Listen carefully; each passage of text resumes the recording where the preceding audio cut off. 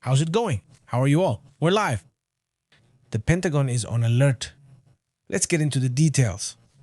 Iran has closed the Strait of Hormuz again, and the United States has activated its alert. This, well, obviously not only raises the alarms, but it would also start to show how challenging this conflict can become, especially at this moment. Well, already at a level almost, of desperation, in the sense that if this issue isn't resolved soon, it could cause such an imbalance that a possible depression in the financial sector is expected. Let's get into the details of what's happening in the world. Thank you very much to the community that's here with us. Let's go to the information, the details. Look, there we're seeing part of the map. Let's go exactly to the Strait of Hormuz, where it remains closed. The passage. Yesterday, 25 ships passed through, and that was excellent news for the oil issue, because that's the record for passage since the war began in March. Well, on February 28th, but let's say on March 1st, the Strait of Hormuz is closed. Well, according to what's being reported right now, and let's get into the details and why the Pentagon is on alert, Iran has once again announced the closure of the Strait of Hormuz. One of the routes, I insist, the key issue is transporting gas and oil. The decision comes after Tehran accused the United States of failing to meet the commitments established in the memorandum that basically allowed the reopening of the Strait of Hormuz. And in the face of this, they say breach that happened mainly because of the Lebanon issue. Well, that's what CENTCOM does.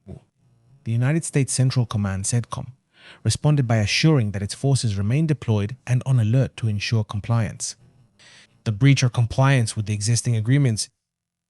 The aircraft carrier USS George H.W. Bush is within the military surveillance zone in the Middle East and has been in operation at this time. What Iran says, or the justification from the Iranians, is that Hormuz will be their measuring stick or their measured part where they will close or open the strait.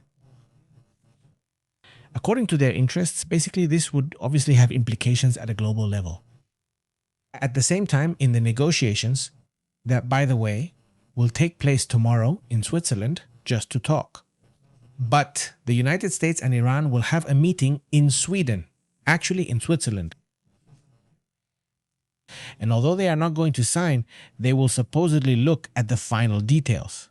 While this is happening, Pakistan and Qatar are emerging as mediators of sorts. A bit strange, and yet they have been making sure that the negotiations reach a certain point, despite the challenges that exist. And this point is very important, because if it happens and the closure of Hormuz is prolonged, it will create an effect in the market that has never been seen in history. A closure that could be dangerous for inflation and for everything.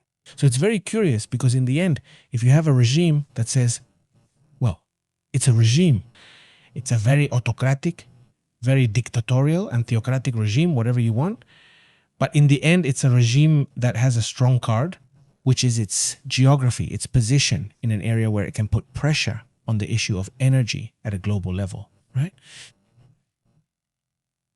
So the alert from the United States on that side is understandable. I mean, it's more so we can get an idea of how things are. Well, they closed the Strait of Hormuz, and the United States hasn't announced the closure of the Gulf of Aden so far, because normally if they close here, then the United States would close here, and the United States is on alert. But they haven't announced the closure of the Gulf of Oman so far. And right now there are movements happening on Carg Island. Take a look at what's happening on this island. Today, the loading of Iranian crude oil resumed on Carg Island after the lifting of the US blockade. 3 large oil tankers, each with the capacity to transport about 2 million barrels of crude oil, are reportedly docked at the Sea Island terminal to the west of Carg. According to the latest data, Iran has resumed crude oil loading from its own export terminal on the island. From that island, we're seeing 90% of their exports are loaded there. These tankers would be the first let's say, to be loaded on that island after all this conflict. So we see that Iran keeps making moves as if confident that maybe an agreement would be reached. Yes. Carg Island is located within the Persian Gulf, as you can see, and that's where 90% of the oil is exposed. The gas is somewhere else, but the oil comes from there, right?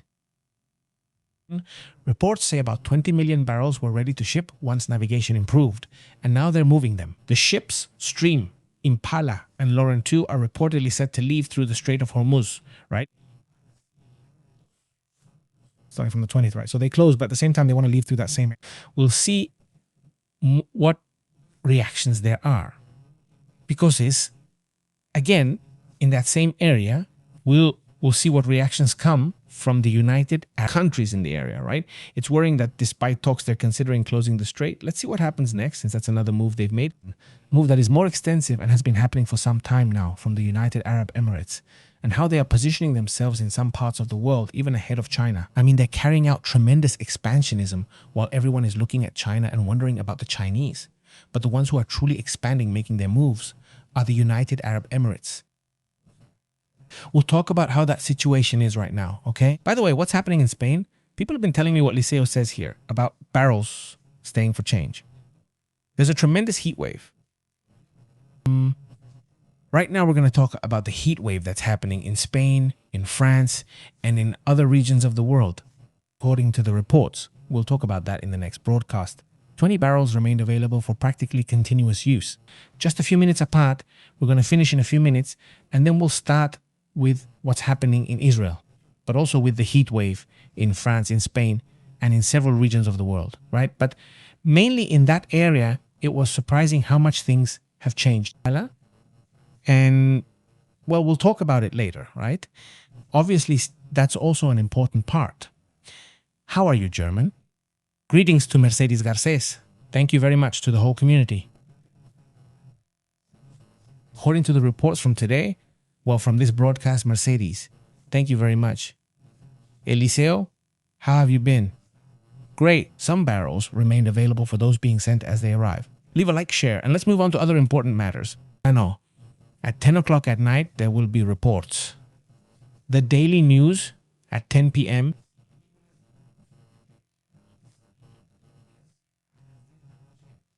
Barrels remained available. Before that game, we will try to finish the live stream, so we'll start around there, aiming to be done before that game. We'll try to finish the live stream, so we'll start around 8 o'clock at night, more or less. At 8 o'clock at night, we'll be starting tonight. But during the day, well, we'll be updating as we go, right? Around 8 o'clock at night, we'll be starting tonight. But during the day, we'll keep updating, okay?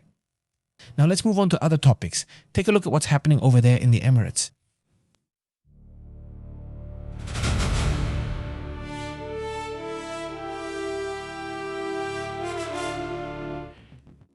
Notice that in the United Arab Emirates, in this region, this country, right? A country that, when it started, when it emerged, the Iranians bullied them. People from Saudi Arabia did too. The United Arab Emirates had a passage. It had a border with Qatar, and Saudi Arabia basically took it from them. Well, okay, they took a piece from them here. Iran took some islands from them that were around here. The United Arab Emirates had issues from the start, right? To begin with, there are several emirates that had their differences for centuries. So they managed to unite those emirates. But at first, it seemed very difficult for this country to exist. They said someone would absorb it, someone would take it over. But no, even though it only has 1 million inhabitants, I mean practically only 1 million actual citizens. They have more people, but only about 1 million are actual citizens from there. Right? I mean, it's a country with few people.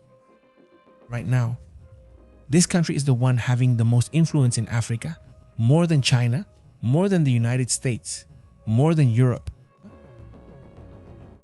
Everyone says, no, it's just that China is expanding over there in this region of the world and so on.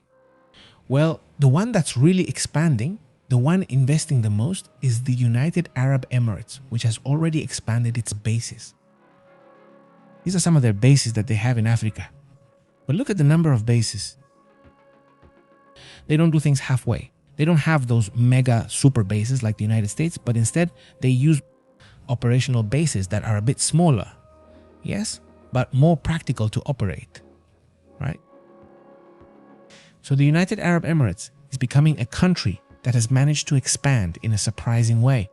And they have a series of strategies that I want to talk to you about right now, which I think we should learn from, because they are strategies. Well, what makes such a small country, the country, or by the way, the richest country in the world, the capital, I mean per citizen, the world's richest country? It's not Sweden, it's not Norway, it's not, United Arab Emirates. I mean, the people there are the most valuable, let's say, in terms of money in the world. Just take a look at that. Bala. It has a doctrine called what they call multi-alignment. You know how they say, there are aligned countries, there are non-aligned countries, right? That's what they always say, right? The non-aligned are those who don't align with anyone, right? The aligned ones, well, they're the ones who say, no, I'm more on the side of Europe, right? Or with China or the US, whatever, right? And these guys said, no. What if we do the opposite of everyone else, right? And they've been doing a kind of multi-alignment, basically, right? They try to have connections with everyone. It's no longer the only country doing this. It's just done it much more intensely. They have friendships, associations, and even military ties. They have an iron shield. The same iron shield that Israel has, they have it inside the United Arab Emirates, operated by Israel within the Emirates. But they also get along well with Russia. In fact, a lot of oligarchs live there. They have businesses and alliances with China. They have businesses and alliances with the United States, business with India, as I already said, with Israel, with Saudi Arabia. Although they have conflicts and fights, they also wage proxy wars. Saudi Arabia against Yemen, against the United Arab Emirates inside Yemen. There's been a war there for a long time. They have their own issues. And despite that, they still have alliances. So the Iranians themselves have a large amount of their resources and money invested in the United Arab Emirates. So what makes the United Arab Emirates a country that's a bit like what Singapore has done in some ways? They have come together. What is it that nobody does like? Well, Iran a little bit, right? But let's say it's harder for there to be a really strong attack. Now they're militarizing, they're advancing in everything related to the military everywhere. They're controlling many countries militarily. They don't control them politically, they control them militarily, right? They control them financially. Yes, they have a large number of port controls, and people say no, it's that the Chinese want to control ports and airports and all of that. The ones who have really started to control airports are those from the United Arab Emirates? No. Just to understand this, I mean, there's a company called Deep World. Yes, that operates dozens of ports and logistics centers around the world. They have bases in Somaliland, Puntland, Sudan, and Ethiopia, and so on. The list goes on, right? They have bases and bases everywhere, and they're not, I insist, they're not bases. They don't have them. In fact, it's a very large army. There are 1 million people who can be counted. Not just a big army. It's an army with a lot of money, a lot of technology, a lot of... Yes, they influence, for example, in Sudan. Do you remember this war that Sudan has had for several years now? They support a group, the group that wants to overthrow the current president. Why? Because they want control of a port. Since they don't get it, they overthrow. Let's just say they act intensely. Yemen, Egypt, Chad, Libya, Puntland, Somaliland, Eritrea, Somalia are some of the countries where they have bases. Their doctrine is to be friends with everyone, but not aligned with anyone. Just look at that. I mean, it's really interesting, honestly. Between 2019 and 2023, Emirati entities committed around $110 billion to African projects. Since that time, around when the pandemic was happening, they became the biggest investors in Africa, even above China. I mean, just imagine that. So they control. And they like to control the following: ports, airports, financial centers, trade corridors, digital infrastructure. Well, do you remember? Do you know what the Silk Road that China wants to build is? Well, they've already done it without announcing it or anything like that. They already have a route, right? I mean, they've created their own route without having to announce it or anything. They have their own route because they control many ports. They control many airports, commercial zones. That's just how they are. I mean, at that point, in that little spot, in that little place, a lot of trade was carried out there, right? I mean, it was a very special area centuries ago, right? I mean, this part, this area, just imagine a lot of ships used to pass through here, coming from Asia, from Europe, and so on. And all of this place, this little spot right here, there were many centers. It was an economic center. It was a commercial center. They bought and sold things there, right? So they realized it, I think, centuries ago, that being a source of wealth for many, right? That you are the source of wealth for many and you keep a commission, let's say. No, you keep a small piece. You keep a share of that flow of wealth with that flow of prosperity for many. You keep something, right? And besides, they can't attack you because attacking you would mean attacking their own interests and those of others and others. And then they understood it well. They understood it very well. I think Mexico has understood this in many ways. Getting along with many countries. I mean, getting along with everyone possible. But I think they operated in a different way, don't they? But I mean, as you want, obviously it's interesting here. In Mexico, we don't try to control ports from who knows where. I don't know. They do. For them, it's part of their strategy. Their objective would be to control the Red Sea, according to him. Let's go to the map, because that's what they want. They operate and have two bases here. Look, wait a second. Here they have two bases in this area. The United Arab Emirates. Yes. Besides controlling some of these islands around here in order to control who passes through without really having. I mean, the country is over here on this side, not without having to have territory. In this area, they control some islands in this zone, and militarily, they're keeping watch over this whole operation. That's why, let's say, it's been difficult for the Houthi to try to control the Strait, this Strait and the Red Sea. They could try, but right away they would run into the United Arab Emirates and obviously other bases that are there, including the United States and other countries in this area. China as well. Their main tool is economic expansion. Not so much military. The military aspect, let's say, is something secondary, but it's there as well, right? Among its most important facts is that what they are aiming for is that everyone depends on them, that everyone does business with them. Analysts say this is the silent empire. Tell me, what is the name of the leader there? Who knows? It's not someone who's there every day talking and talking, nor is it a Trump who's a showman, nor is it Xi Jinping who appears all powerful in parades and all that. No, this person, very few people will recognize him. And in any case, it's not what's important. What's important is that here there are several emirates that also influence that whole area.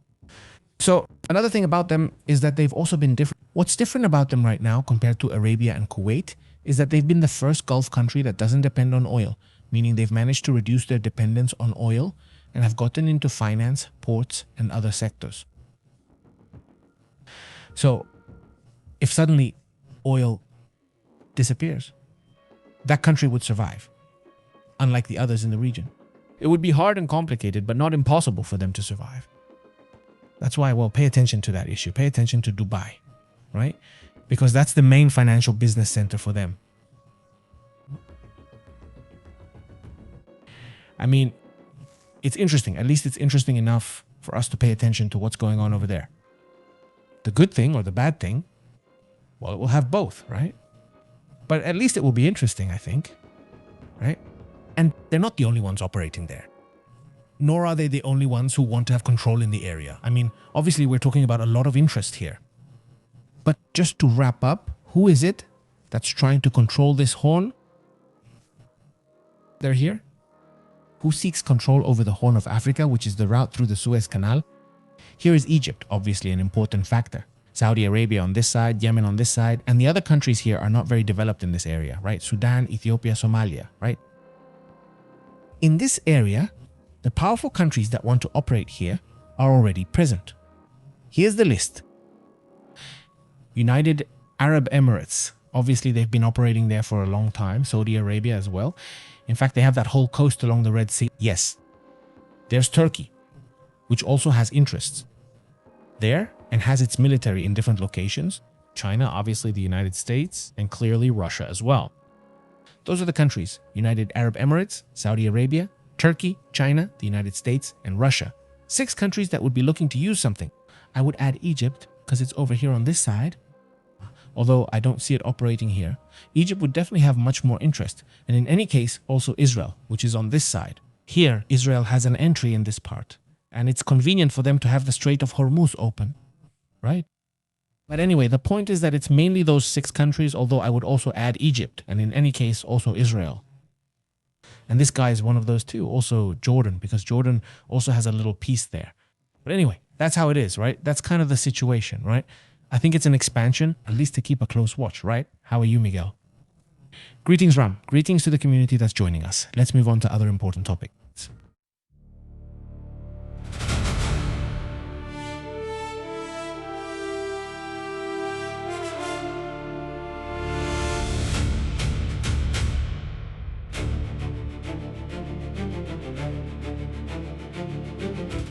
How have you all been? How have things been going for you?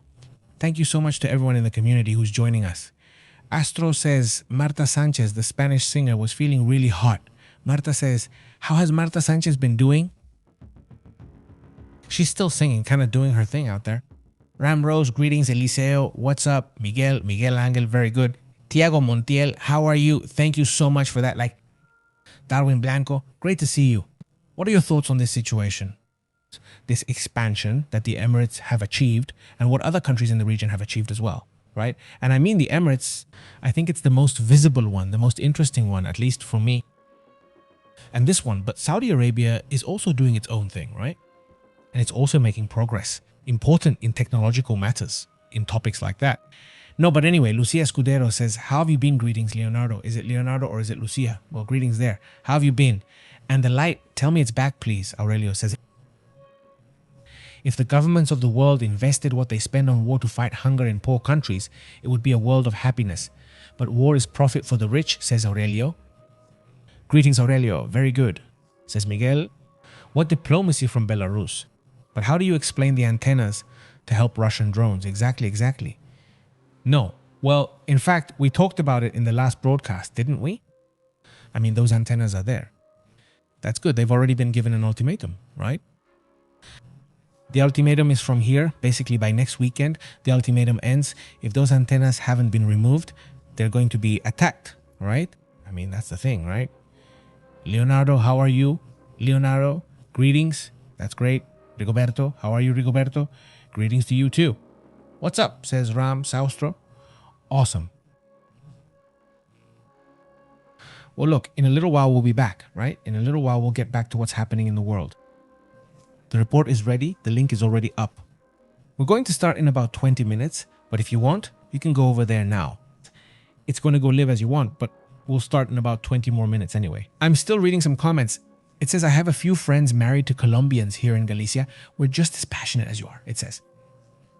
Greetings from Liceo. Awesome. Yes. I mean, Galicia has its own unique style, right? So I've noticed that too, right? Also the Andalusians, right? It's like, yes, it does vary quite a bit. Yes. I noticed that difference, you know? Also, well, I mean, I think it's the same in every country, right? Like, I mean, they're different, aren't they? The behaviors and styles of someone from Veracruz are probably different from someone from Yucatan or someone from Oaxaca or someone from Monterrey, right? He says, I'm from Cucuta, which is a really hot city. And now I live in Bogota, which is cold. Bogota is high up, right? Bogota is kind of elevated, isn't it? So I imagine it's cool and you're not used to it, I guess. Right? He says, we're very passionate like that. I repeated that. He says, Luis, that's great. Greetings. Yeah, no, well, that's very good. That's very good, he says. Okay. Hey, well, I'll be back in a little while. We're about to start in about 20 minutes or so. We'll begin. It's not going to be immediate this time because we're here just getting some things ready, but we'll start soon, right? So thank you very much. We'll keep talking in a little while. Go ahead and make yourself some coffee if you want. The link is ready to start. We're also going to talk about some other important topics in a bit and about the heat wave, by the way, among other things, right?